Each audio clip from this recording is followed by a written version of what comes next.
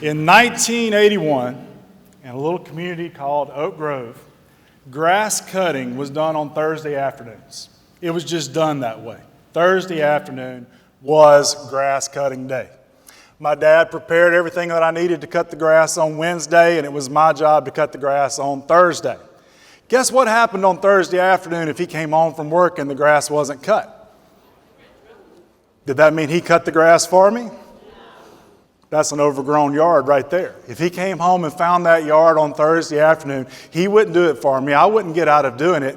I would still have to get out there and cut that very same grass.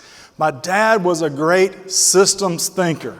He had designed a system so that the path of least resistance for me was to go cut that grass. Now, what has that got to do with you as teachers, as you plan your systems and as you design your school year for next year? So what I would suggest is it has a lot to do with you and your students for next year. As you spend the rest of this grass cutting season designing your experiences for kids, keep in mind it's not about you as the teacher cutting the grass.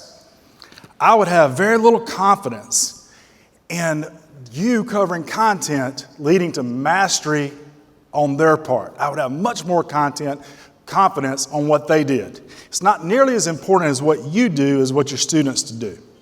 The best predictor, this guy right here, covered content, covered rigorous content, and his kids feigned engagement, almost like they were interested in what they were saying. What do you predict his achievement would be of his students? Often very low. And in fact, that type of coverage of rigorous content is not associated with student achievement at all. The best measure of rigor and engagement is what your kids are doing. In fact, when we train principals to look at teaching and learning, we train them to look first at what the kids are doing. That is your best proxy for rigor. Our research says that, Ed Trust research says that, and the best proxy or best measure for engagement is how your kids are interacting with the content. It's not about how you're interacting with the content or what you're covering, it's about what they're doing, and it's about how they're engaged in that actual content. So what will we ask you to do after this 2.5 days that you've spent here?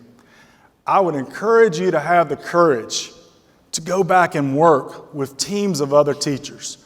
While that last picture was a teacher planning in isolation, improvement works better with teachers in teams. Have the courage to go back and share. Have the courage to go back and work. And have the courage to go back and work with a team of teachers as you improve experiences for your kids. What would you work on?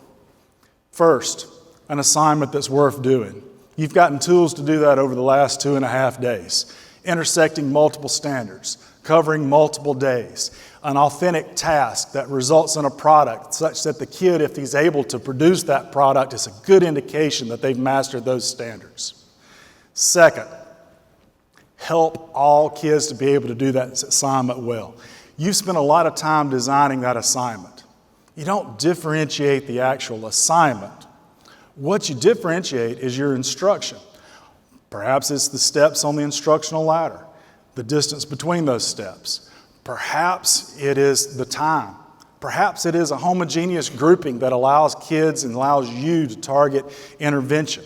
But help all students be able to successfully complete that assignment that you've taken the time and worked with a team of teachers to craft. Third, and probably most importantly, just like my dad did, insist that all students do it. Insist that they be the ones that cut the grass. If you think about the purpose of a grade has to reflect the mastery of a certain set of content standards. And a behavior is a behavior. When a kid talks in your class, what do? If a kid cusses a teacher in a hallway, how mad does somebody get? If a kid doesn't do an assignment, how mad does that make you? Do you let kids get away with it?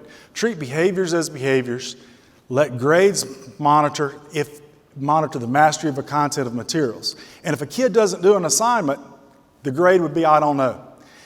Our communities want graduates from us that will persist when the going gets tough, that know how to work with one another, that know how to get resources, information from multiple resources, and are able to persist to complete assignments that are there. I think that's our challenge. Make an assignment that's worth doing, help all kids do it, and insist that all kids do complete that assignment. Thank y'all. Y'all have a great school year.